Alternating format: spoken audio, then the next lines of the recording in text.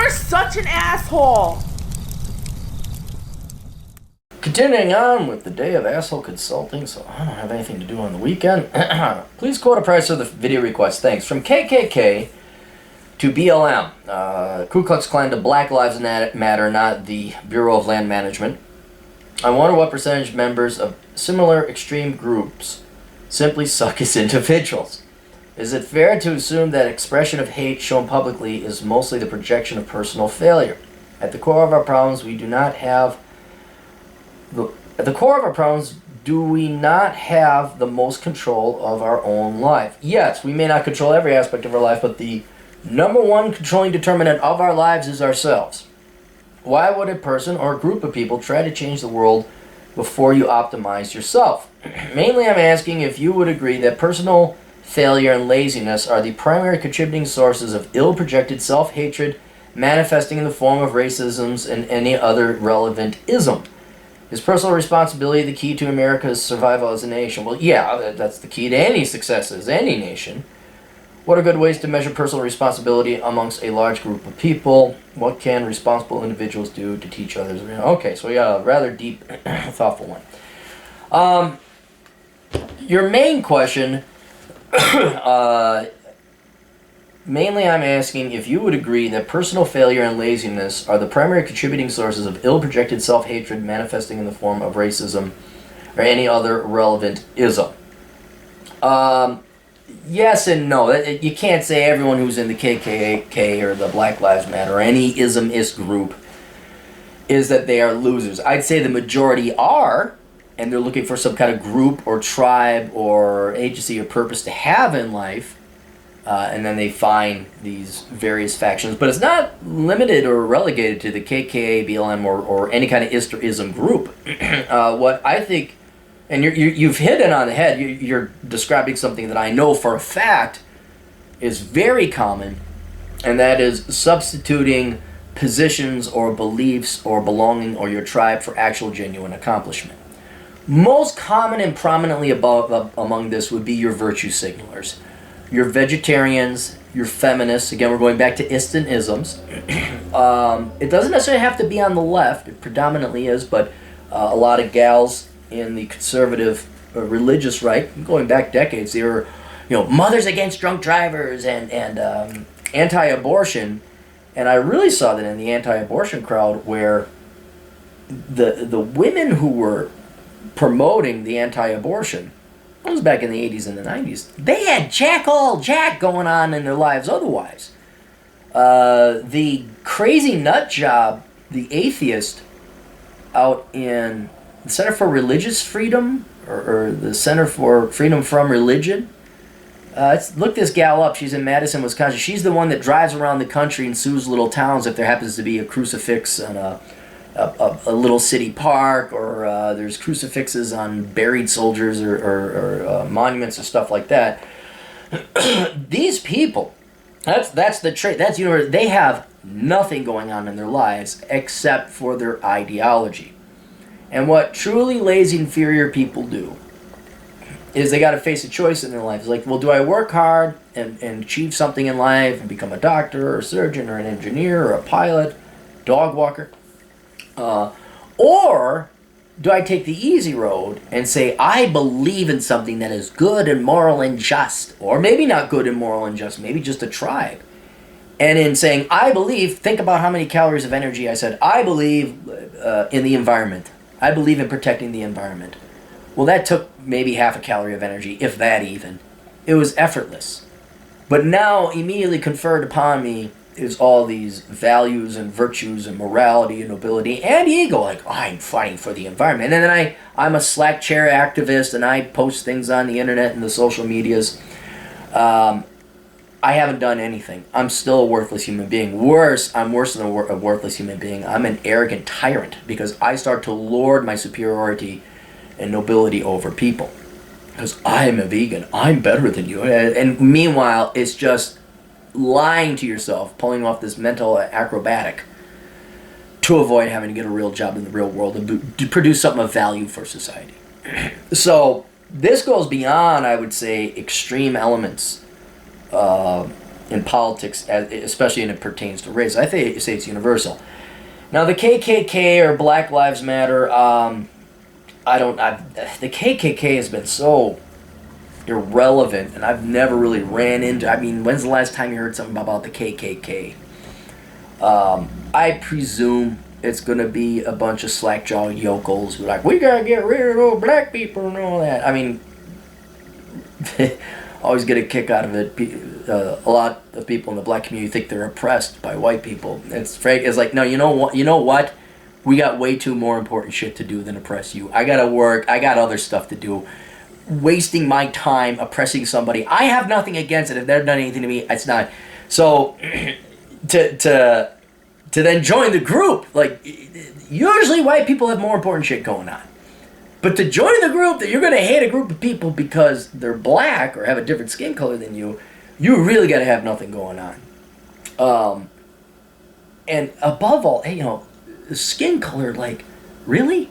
That's a trait. You're going to hate someone because of their skin color? You really must. So, I've never been to a KKK meeting. I'm just going to assume they're not exactly neurosurgeons or doctors or accountants or lawyers or anything like that. This is like, if that's the best expenditure of your time, I'm going to assume some lowbrow stuff.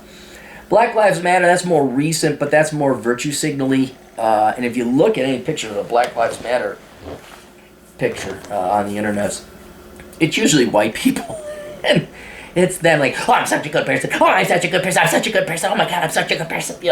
That's what it is. And what's tragic, like the religious right women who are anti-abortion, it was never for anything as noble as saving unborn fetuses. The argument for life, it was never about that. Just as Black Lives Matter, most of them they're not for black lives. It's for the ego and pride masturbation of otherwise worthless people who don't want to work a real job. Like, for example, not to bring myself into this, I've done more to genuinely help out the black community, black men in particular, with my book, The Black Man's Guide Out of Poverty. Here, it's practical, it's quite apolitical. I mean, there's some politics that have to inevitably be introduced to it. But here's the difference between going on a protest and annoying people and closing down interstates versus what I did. It took me damn well near 2 months of almost full-time work to write the darn book. That took effort. Well, most Black Lives activists aren't going to do it because, again, it's not about helping out the black community. It's about feeling good about themselves and masturbating their ego and their pride. Me, it's not even swallowing pride. It's like, I better knuckle down and do this. I put forth the effort. I expended lots of calories of energy writing this book. And that actually has done more to help out black men anyway. The book isn't for women. Than any Black Lives Matter group ever did for protesting and all that. So when you ask, mainly I'm asking if you would agree that personal failure and laziness are the primary contributing sources of ill-projected self-hatred manifesting in the form of racism or any other relevant ism. Yes. Laziness being the key one. Personal failure, they never tried. See, that would indicate they made an attempt and expended calories of energy at first. A lot of these people never did that. A lot of them never failed. Because they're cowards, they're afraid of failure. But laziness is exactly why most people today... Tribalism in the olden days, you had to join a tribe to survive. Today, tribalism is about work avoidance and ego masturbation. And whatever group you end up, save the whales, feminism, veganism, anarcho-capitalists, the KKK, Black Lives Matter, whatever nonprofit, raising awareness, the Sunan G. Komen Foundation, whatever it is, it's never about what they say it's about. It is 100% first and foremost about avoiding a real job and having to suffer a life of work and toil. Some people are courageous and brave, say, yeah, I'm going to work, I'm going to excel, I'm going to achieve excellence, I'm going to achieve wealth. But these people, be it the KKK or Black Lives Matter and everything in between, which I think it covers pretty much all political organization in between, it's just a bunch of lazy, no-good fucks who don't want to work. And so I think you hit it on the head. Then you ask, is personal responsibility the key to American survival as a nation? What are good ways to make... Yes, it's key to the survival of any nation. Each individual cell must be a healthy cell, producing healthy things, and not parasiting and becoming cancerous upon the other cells. That's America or Djibouti or Namibia, doesn't matter where.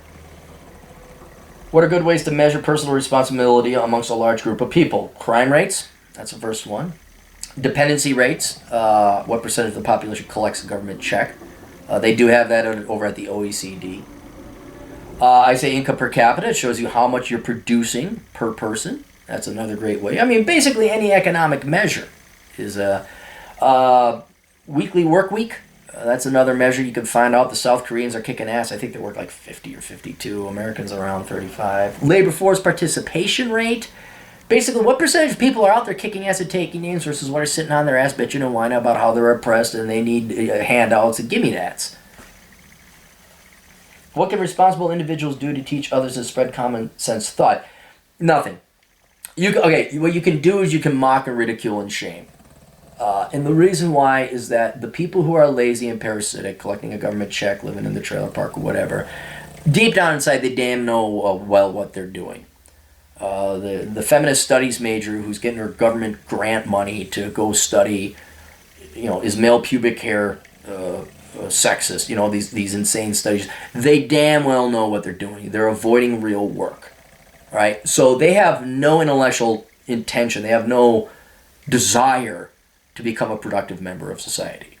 That's why they went down this route. I always get a kick, well, if we just explain things, no. They are consciously and purposely being thieves and parasites upon you. The only thing you could really do is bring about shame, or just cut it off. That's the other thing. If you cut off the welfare, I don't just mean welfare checks, but any government check that goes and you don't get anything in return for it. Also, they're starving. Starvation will do more to get these guys a work ethic and become responsible adults than any rationalization or explanation to these people. The other thing is shame. Like I always thought it'd be great that if you want to use EBT cards, they'd have to be this big and red and have a picture of a leech on it. So when you go to the store, everyone knows you're late. That would cut it. Because people do have shame, no matter whether they say they're capable of it or not. They do have shame. But you're not going to be able to reason and rationalize with a conscious thief why they shouldn't steal. They know why they're stealing because they value themselves more than you, and they have no moral problems or qualms with stealing your money. That's really what it boils down to. So you're not going to get Bernie Madoff. Go rationalize it with Bernie Madoff. Go rationalize it with, who else was a notorious thief? Not Dillinger. Jesse James. They know what they're doing, and they have no human morality or capacity to square. They don't care. They're despicable people. They're very despicable people. They're evil. They're evil. You're not going to rationalize with evil. No. All right, that's it. You guys got questions? Cappy's got answers. Ask questions. I got to keep on doing this stuff. We'll see you guys later. Bye, tools.